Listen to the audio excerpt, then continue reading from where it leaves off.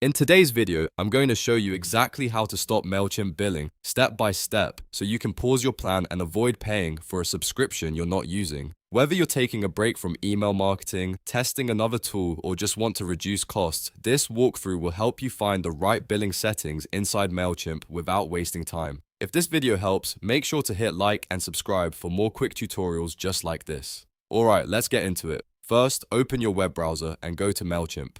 Once the page loads, sign in using the account credentials for the MailChimp account you want to manage. Make sure you're signing into the correct account, especially if you manage multiple brands or business email accounts, because billing changes only apply to the account you're currently logged into.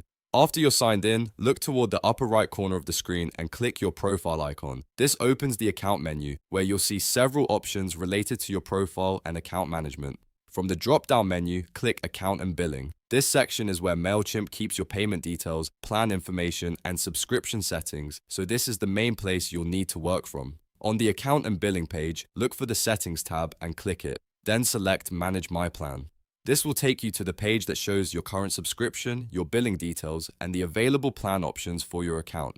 Take a moment here to review your current plan so you know exactly what you're paying for and what changes will happen if you pause or downgrade. Now scroll down through the plan settings until you find the option labeled Pause My Plan. If MailChimp makes this option available for your current subscription, you can use it to temporarily stop billing instead of continuing to pay each month. Click Pause My Plan to begin the process.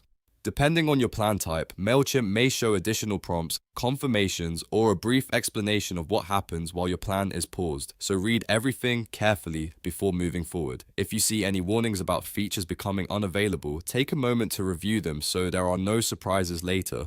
After confirming the pause, MailChimp should apply the change to your billing cycle based on the options your account qualifies for. If the pause option is not available, that usually means your current plan or account status does not support it, and you may need to explore another billing change inside the plan settings. In that case, always check the available plan management options before making any final decision. And that's the basic process for stopping MailChimp billing by finding the pause option inside your account settings. It only takes a few minutes once you know where to click, and it can save you money if you don't need the service right now. If this tutorial helped, please give it a thumbs up and subscribe to the channel for more simple software guides.